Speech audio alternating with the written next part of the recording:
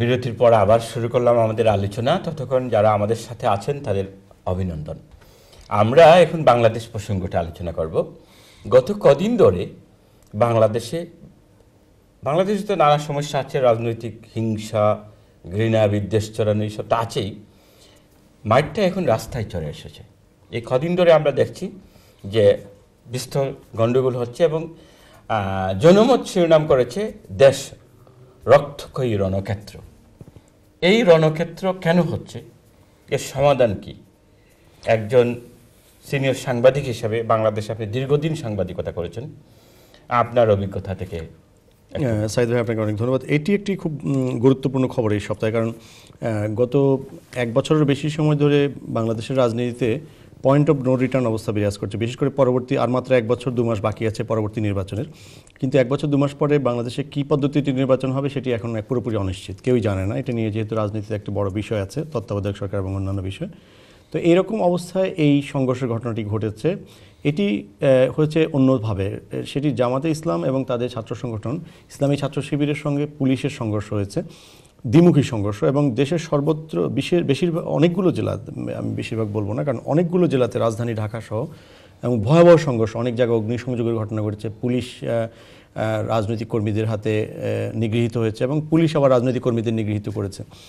এটি কিন্তু সাধারণত দেখা যায় যে আমাদের প্রধান বিরোধী দলকে বেশি এই ধরনের ঘটনা, বিএনপি গত কয়েক বছর যাবৎ হচ্ছিল। কিন্তু জামাতে ইসলামকে অত্যন্ত সংগঠিত একটি রাজনৈতিক দল মনে করা হয় এবং তারা গত কয়েক বছর ধরে বিভিন্ন যে জামাতে ইসলামের প্রধান নেতাদেরকে যুদ্ধাপরাধ এবং মানবতার বিরুদ্ধে অপরাধের দায়ে বিচার করা হচ্ছে, এই প্রক্রিয়াটি নিয়ে একটি রাজনৈতিক ইস্যু হিসেবে তারা এটিকে সামনে নিয়ে এসছে। কিন্তু এই ব্যাপারে তারা রাস্তায় অনেক প্রোটেস্ট করেছে, কিন্তু এরকম রক্তক্ষয়ী সংঘর্ষের ঘটনা কখনো ঘটেনি। সে কারণে এই ঘটনাটি খুবই সিগনিফিকেন্ট এবং সরকারের মন্ত্রীরা বলছেন যে ডিসেম্বরের মধ্যে জামাত ইসলামের এই নেতাদের যাদের বিচার করা হচ্ছে তাদেরকে ফাঁসি দেওয়া হবে।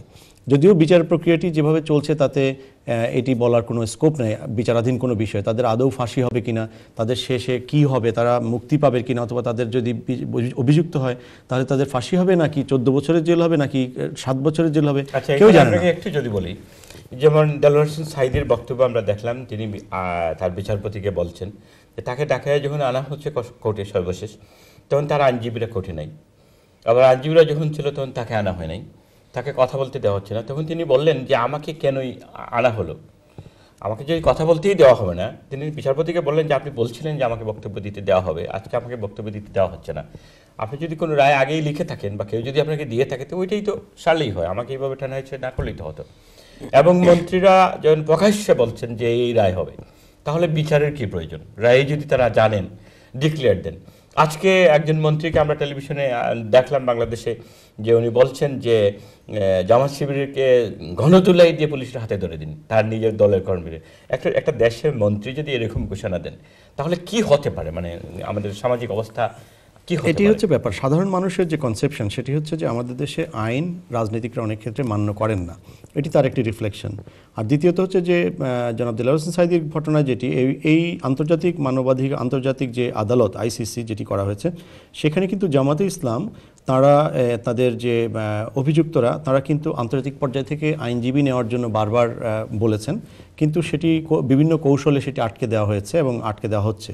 তো যার ফলে এটি যদি আন্তর্জাতিক মানের একটি বিচার হবে তাহলে এখানে আইনজীবীদের আসার ক্ষেত্রে বাধা থাকবে কেন? এরকম অসংখ্য প্রশ্ন কিন্তু এই আদালতকে ঘিরে এসেছে। এবং বাংলাদেশ আওয়ামী লীগের যে সরকার, মহাজোটের যে সরকার, তার প্রধান রাজনৈতিক অঙ্গীকার, অন্যতম প্রধান রাজনৈতিক অঙ্গীকার ছিল যুদ্ধাপরাধীদের বিচার। সেই ক্ষেত্রে কিন্তু সেই রাজনৈতিক অঙ্গীকার থেকে সরকার এই বিচারের ব্যাপারটিকে সামনে নিয়ে এসেছে এবং এই ক্ষেত্রে যখন বলা হয় যে সরকার যদি বিচার করতে চায়, যেমন শেখ হাসিনার বিয়ের কথা আসছে যে উনিও তো যুদ্ধ অপরাধী, তাহলে তার বিচার হচ্ছে না কেন? আসলে কি সরকার এই বিচারটা চায় নাকি রাজনৈতিক প্রতিপক্ষকে গাল করতে চায়? এক্ষেত্রে অনেক বড় বড় প্রশ্ন এসছে। রিসেন্টলি একজন বিরোধী দলের নেতা বলেছেন যে 193 জন যে সামরিক ব্যক্তিবর্গকে যুদ্ধাপরাধী ঘোষণা করা হয়েছিল, আসলে যুদ্ধ তো হচ্ছে সামরিক বাহিনী, পাকিস্তানি সামরিক বাহিনী বাংলাদেশের উপর যুদ্ধ চাপিয়ে দিয়েছিল এবং বাংলাদেশেরও সামরিক বিভিন্ন সেক্টর করে 11টি সেক্টর করে আমরা যুদ্ধ পরিচালনা করেছে বাংলাদেশ। সুতরাং সামরিক যুদ্ধ, আর এখানে বেসামরিক লোকেরা সহযোগিতা করেছে এবং পাকিস্তানের পক্ষে কিছু বাহিনী সহযোগিতা করেছিল, তাহলে তারা আসলে যুদ্ধাপরাধের সহযোগী হিসেবে তারা সহযোগিতা করেছে। এটাকে যদি আরেকটা ধাপ এগিয়ে নিয়ে আসি, আমরা এই যে ইউরো বাংলা যে বিশাল শিরোনাম করেছে যে সাইদির নিঃশর্ত মুক্তির দাবিতে লন্ডনে বিশাল গণসমাবেশ, এবং এই গণসমাবেশে বক্তারা বিশেষ করে কয়েকজন ব্যারিস্টার যারা বলেছেন যে দেলোয়ার হোসেন সাঈদী যুদ্ধের সাথে কোনোভাবেই জড়িত ছিলেন না, কোনো রাজনৈতিক দলের সাথে সম্পৃক্ত ছিলেন না। 72, 73, 74, 75 সাল পর্যন্ত তিনি যখন বঙ্গবন্ধু ক্ষমতায় ছিলেন, যখন সদ্য স্বাধীন বাংলাদেশ, মুক্তিযোদ্ধারা জানে কারা প্রতিপক্ষ ছিল, ওই সময় তিনি সারা দেশে ওয়াজ করে চষে বেরিয়েছেন। এই মানুষটাকে যুদ্ধ অপরাধী বলে এত বড় আন্তর্জাতিকভাবে আলিমকে জেলে পোড়া হয়েছে। তো এই বিষয়টাকে মুক্তিযোদ্ধারা পর্যন্ত বলছেন, এবং সেদিন তাকে মুক্তিযোদ্ধা এবং একজন হিন্দু তার পক্ষে সাক্ষী দিতে এসেছিল, উকিলের গাড়ি থেকে, আইনজীবীর গাড়ি থেকে তাকে নিয়ে যাওয়া হয়েছে, ছিনিয়ে নেওয়া হয়েছে সাদা পোশাকধারী পুলিশ। এই যে এই সিচুয়েশনটা কেন হচ্ছে? যুদ্ধ অপরাধ যারা তো কেউ না কেউ তো দায়ী আছে, রাজনৈতিক প্রতিপক্ষই হোক, 71 একটা প্রতিপক্ষ ছিল, কিন্তু প্রতিপক্ষের কাছে না গিয়ে দেশের সবচেয়ে বরেণ্য সুবক্তা আলিমকে এইভাবে নিগৃহীত করা কি মূলত যুদ্ধ অপরাধকে নিয়ন্ত্রণ করা, যুদ্ধ অপরাধের শাস্তি দেওয়া, নাকি ইসলামকে নিয়ন্ত্রণ করে ইসলামওয়ালাদের শাস্তি দেওয়া? এটাকে কিভাবে আপনি মূল্যায়ন করবেন? আসলে ব্যাপারটি, আমি খবরের মানুষ, আমি খবরের বিশ্লেষণে বলবো যে আসলে ব্যাপারটি হচ্ছে রাজনৈতিক সত্য এবং বাস্তবিক সত্যের মধ্যে কোথাও কোথাও অনেক গ্যাপ থাকে। রাজনৈতিক সত্য বলতে সেটি হচ্ছে যে ব্রিটিশরা যখন ইরাক যুদ্ধে যায় তখন একটি রাজনৈতিক সত্য ছিল, সেটি হচ্ছে সাদ্দাম হোসেনের কাছে অস্ত্র আছে, এবং সেই রাজনৈতিক সত্য পার্লামেন্ট দ্বারা ভুয়া ডসিয়াত দিয়ে প্রুভ করতে হয়েছিল, এবং পরবর্তীতে এটি আজকে সত্য যে ভুয়া ডসিয়াত দিয়ে ইরাক যুদ্ধ হয়েছে। কিন্তু এত কিছু প্রুভ হওয়ার পরেও এখন পর্যন্ত কিন্তু টনি ব্লেয়ার কিন্তু মিডল ইস্টের শান্তির দূত। সুতরাং বিশ্বে এরকম যখন রাজনৈতিক সত্য এবং বাস্তবিক সত্যের মধ্যে উদাহরণ থাকে, আমি এক্ষেত্রে এটি খুবই সেন্সিটিভ হলেও এই ব্যাপারে যে আসামি সাক্ষী ছিনতাই, সাক্ষী যেতে পারছে না, আইনজীবীরা যেতে পারছে না, সুতরাং আইন, আদালত এবং অপরাধের বিচারের প্রশ্নে আমার মনে হয় কেউ কোনোদিন কখনো বাধা দিতে পারে না। একটি দেশের সাংবিধানিক যে দেশ, সাংবিধানিক প্রক্রিয়ায়, এবং জামাত ইসলাম একটি সাংবিধানিক রাজনৈতিক দল, এখনও এটিকে অসাংবিধানিক অথবা নিষিদ্ধ ঘোষণা করা হয়নি। সুতরাং এই দলের এবং এই দলের প্রতিটি সাধারণ মানুষের প্রতি রাজনৈতিক যে অধিকার এবং আর্টিকেল 26 to 39 মুভমেন্টের অধিকার, রাজনৈতিক অধিকার, এগুলো কিন্তু স্বীকৃত করতে হবে। জনাব দেলোয়ার হোসেন সাঈদী যে পুরো বিষয়টা আর্গুমেন্টে আসতে হবে, তার পুরো বক্তব্যটা আসতে হবে, তাকে নিয়ে, তার আইনজীবীদের নিয়ে এ ধরনের সিচুয়েশন ক্রিয়েট করার কারণে মিডিয়াতে আমরা যে খবরগুলো দিচ্ছি তাতে কিন্তু জনগণ যে প্রতিশ্রুতিটি, জনগণ যে রিফ্লেকশনটি পাচ্ছে সেটি কিন্তু বিচারের রিফ্লেকশন পাচ্ছে না, সেটি এক ধরনের ক্যাঙ্গারু কোর্টের রিফ্লেকশন পাচ্ছে। সো দ্যাট মিডিয়া কিন্তু এখানে আসলে কোনো পক্ষ নয়, মিডিয়া বাস্তব সত্য সব তুলে ধরছে, কিন্তু প্রশ্ন এসছে মিডিয়া আমরা কি আসলে সব তুলে ধরতে পারছি কিনা। আন্তর্জাতিক আদালত হলেও আন্তর্জাতিক যে নিয়ম কানুন সেটা এখানে মেইনটেইন হচ্ছে কিনা। আন্তর্জাতিক আদালতে যে নিয়ম, বাংলাদেশে বিদেশি যে আইনজীবীরা যেতে পারছেন না বা এয়ারপোর্ট থেকে পর্যন্ত ফিরিয়ে দেওয়া হচ্ছে, এইটা আবার কোন আইনে? এটা কি আইনের কোনো ইয়েতে আছে, কোনো সুযোগ আছে, নাকি এটা আসলে অবিচারের জন্য? এটা যতটুকু জানি সেটা হলো যে আসলে বাংলাদেশের বার কাউন্সিলে মানে কোর্টে কারা প্র্যাকটিস করবে, এটা আসলে প্রত্যেক দেশের এই বার কাউন্সিল এটা অথরিটি থাকে না থাকে। বার কাউন্সিল থেকে অথরাইজ করে কে প্র্যাকটিস করবে, কার প্র্যাকটিসের রাইট আছে, সেটা আসলে যতটুকু না বার কাউন্সিলের রিকোয়ারমেন্ট এবং রেগুলেশন, সাথে পলিটিক্যাল জাজমেন্ট আমাকে মনে হচ্ছে। কারণ আমরা ওদের পিছন দিকে থেকে মানে চোখ বোলাই। আমরা যখন তত্ত্বাবধায়ক সরকার ছিল, যখন আপনার মঈনুদ্দিন এবং আপনাদের সরকার ছিল তত্ত্বাবধায়ক সরকার, সেখানে কিন্তু শেখ হাসিনা এবং বর্তমান প্রধানমন্ত্রী এবং বর্তমান সাবেক প্রধানমন্ত্রী খালেদা জিয়াও কিন্তু দুজনই ওনাকে বন্দী করা হয়েছে। তখন কিন্তু শেখ হাসিনার বিষয়টাকে দেখার জন্য কিন্তু সেখান থেকে চেরি ব্লেয়ারকে কিন্তু মানে ইনভাইট করা হয়েছিল নেওয়ার জন্য। তাহলে বোঝা গেল যে ফরেন লয়ারের গুরুত্ব এরকম ট্রাইব্যুনালের ক্ষেত্রে আছে বা কোর্টের ক্ষেত্রে আছে। যেহেতু আন্তর্জাতিক ট্রাইব্যুনাল দেওয়া হচ্ছে নামটা, যদিও বাংলাদেশে হচ্ছে, এটাকে ওনারা বলতেছেন যেটা আন্তর্জাতিক ট্রাইব্যুনাল বা বাংলাদেশের ল অনুযায়ী, কিন্তু যেহেতু যেটা অপরাধটা কিন্তু এর অপরাধ কিন্তু একটা দেশের অপরাধ না, মানবতা বিরোধী অপরাধ, কিন্তু ইন্টারন্যাশনাল ল ছাড়া হওয়া দরকার। স্বাভাবিক কারণ যারা এক্ষেত্রে এক্সপার্টদেরকে নেওয়া দরকার, সুযোগ করে দেওয়া, এটা কিন্তু দেশের শুধুমাত্র একটা দল বা একটা গোষ্ঠী বা একজন ব্যক্তি সেখানে উপকৃত হবে না, বরং যদি ইন্টারন্যাশনাল লয়ারদেরকে বাংলাদেশে দেওয়ার সুযোগ করে দেওয়া হয়, তাহলে সারা ওয়ার্ল্ড থেকে এই বিচার প্রক্রিয়া নিয়ে কোনো প্রশ্ন বসবে না। সেক্ষেত্রে যদি কাউকে বিচারের প্রক্রিয়ায় ডিউ প্রসেস অফ লর মাধ্যমে কাউকে সেখানে কনভিক্ট করা হয়, সেক্ষেত্রে কিন্তু কোনো প্রশ্ন আসার কথা না। এবং যারা এক্ষেত্রে এক্সপার্ট তাদেরকে কিন্তু সেখানে যাওয়ার সুযোগ করে দেওয়া দরকার।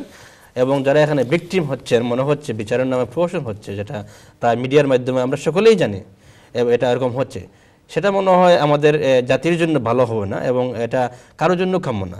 এবং আইনের শাসনের জন্য, বিশেষ করে আইনের শাসনের যদি অন্য বিষয়টাতে যাই, এই জন্য আইনের শাসনের জন্য আমাদের ঠিক হবে না, সেটা আমাদের সকলের স্বার্থে, দেশের স্বার্থে, গণতন্ত্রের স্বার্থে সেটা বিষয়টাকে বিচার প্রক্রিয়াকে আমাদের প্রশ্নবিদ্ধ করা ঠিক হবে না। এবং দেশের কোনো একটা সংঘবদ্ধ গোষ্ঠী, সোসাইটি বা দলকে গণদুলাই দেওয়ার মতো বক্তব্য আমার মনে হয় দেশে অরাজকতা সৃষ্টির প্রয়াস। এই ধরনের অন্তত নেতা নেত্রী বা মন্ত্রী পর্যায়ের মানুষের কাছে এই ধরনের ছেলে খেলা মনে হয় জাতি আশা করে না। আমরা চাই কোনো দলই বিচার হোক, প্রকৃত বিচার হোক, যে কারণে, শুধুমাত্র যুদ্ধ অপরাধ কেন, আজকে যে হত্যা হয়েছে, কালকে যে গুম হয়েছে, এইগুলো তো বিচারে আসা উচিত। বিচার তো সকলের জন্য সমানভাবে প্রযোজ্য হওয়া উচিত এবং সেইভাবেই আসুক। আমরা সেদিকে যাব না। আমরা শুধুমাত্র বলবো যে সবাইকে যেন নিজ নিজ অবস্থান থেকে দায়িত্বশীল হয়ে কথা বলা এবং ভূমিকা পালন করা হয় এবং করেন, এবং কোনো অবস্থায় যেন ব্যক্তিগতভাবে কাউকে আইন হাতে নেওয়া কারোর জন্য ঠিক হবে না।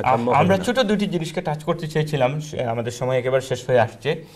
একটি হলো, এখানে আপনারা দেখেছেন বাবলিন মল্লিক, আমাদের একজন বাংলাদেশি, যিনি কার্ডিফে আপনার পার্লামেন্ট নির্বাচনে প্রতিদ্বন্দ্বিতা করছেন এবং মনে হচ্ছে যে জনগণের মাঝে যে উচ্ছ্বাস পরিলক্ষিত হচ্ছে, ওই এলাকায় প্রথম বাঙালি ক্যান্ডিডেট হিসাবে বাঙালিদের যে ঐক্যবদ্ধ প্রয়াস লক্ষ্য করছে, তাতে মনে হচ্ছে বিজয়ী হতে পারেন।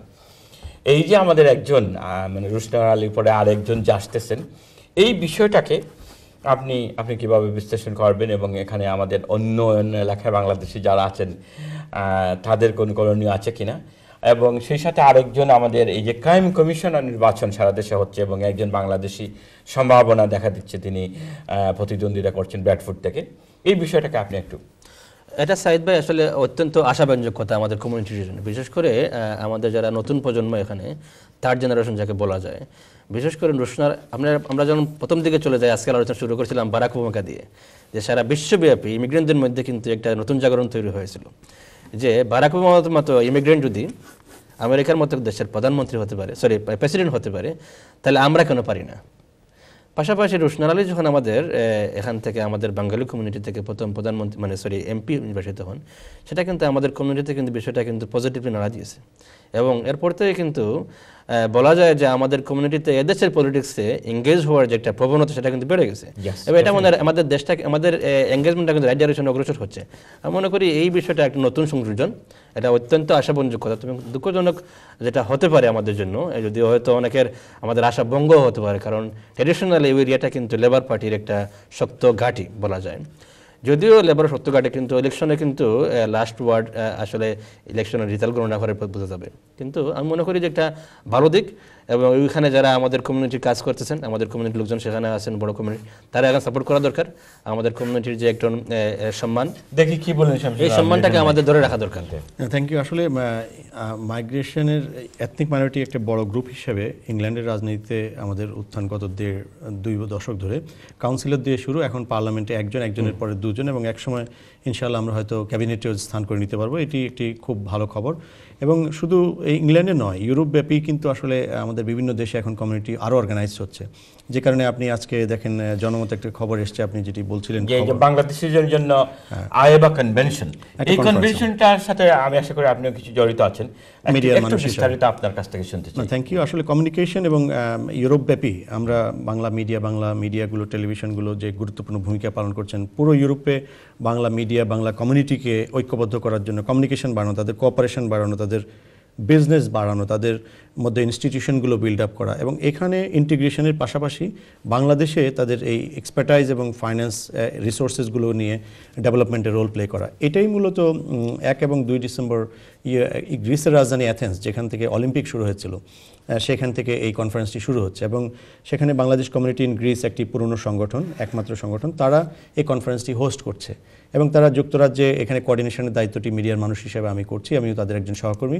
এবং তারা কিন্তু সারা ইউরোপের যত বাঙালি অর্গানাইজেশন আছে তাদেরকে একসঙ্গে সেখানে আহ্বান করেছেন। অসংখ্য সংগঠন ইতিমধ্যে লিপিবদ্ধ হয়েছেন তাদের ইয়েতে। এই রাজনৈতিক ক্ষমতায়ন, সামাজিক ক্ষমতায়ন, সাংস্কৃতিক ক্ষমতায়ন, এটিকে কোঅর্ডিনেশনের মাধ্যমে, কোলাবোরেশনের মাধ্যমে, ইন্টিগ্রেশনের মাধ্যমে আমাদেরকে এই গ্রিসের রাজধানীতে এই যে কনফারেন্সটি হচ্ছে, all Europe Bangladesh convention AEBA, www.aeba.eu, এখানে রেজিস্ট্রেশনের মাধ্যমে অর্গানাইজেশনগুলো একসঙ্গে হচ্ছে। এটি কিন্তু এই আমাদের যে এমপি আচ্ছা, আমাদের আমাকে যে একটা জিনিস বলেন তো, এখানে এই যে তারা ক্ষমতাটি যে- বাড়াবে। তারা যে প্রেস কনফারেন্স করলো, আমাদের ইনুবাই অত্যন্ত সফল ব্যবসায়ী ফ্রান্সের, তিনিও এসেছিলেন শুধুমাত্র এই অনুষ্ঠানটাকে সামনে রেখে। আমাদের সাংবাদিকরা এখানে তাদের প্রশ্ন করেছিলেন যে তারা শুধু বাংলাদেশের স্বার্থ রক্ষার জন্য কাজ করবে এইসব দেশে, এটাতে উদ্বুদ্ধ করছেন, নাকি নাকি যে সব জায়গায় তারা বসবাস করেন সেইটিও আমাদের আসলে সময় ফুরিয়ে গেছে। আমি শেষ করে নেই, যেহেতু সময়টা ফুরিয়ে গেছে। আসলে আমরা আশা করব এরা আমাদের ইউরোপিয়ান কমিউনিটি, বাংলাদেশি কমিউনিটি, স্থানীয় এবং বাংলাদেশের সাথে সম্পৃক্ততার ব্যাপারটি নিয়ে কাজ করবেন এবং এই সম্মেলন সফল হোক, সর্বস্তরের মানুষ এই দিকে উৎসাহ দেখাক এবং সেখানে গিয়ে নিজেদের অধিকারের কথা আরও উচ্চস্বরে বলুক। বাবলিন মল্লিক বিজয়ী হন আমরা আশা করি, এবং পুলিশ কমিশনার হিসেবে বাঙালি যে দাঁড়িয়েছে তারও সাফল্য, মিজানের সাফল্য আমরা কামনা করছি। আজকের মতো আমরা এখানেই শেষ করছি। পরবর্তী বৃহস্পতিবার সন্ধ্যে 8টায় আমাদের অনুষ্ঠানটি আবার দেখবার জন্য আমন্ত্রণ জানাচ্ছি, এবং এই অনুষ্ঠান ঠিক প্রতি বৃহস্পতিবারে রাত 2টায় পুনঃপ্রচার হয়। আপনারা যারা এই অনুষ্ঠান এই সময় দেখতে পারেননি, রাত 2টাতে দেখতে পারবেন। সবাই ভালো থাকুন, সুখে থাকুন, ধন্যবাদ।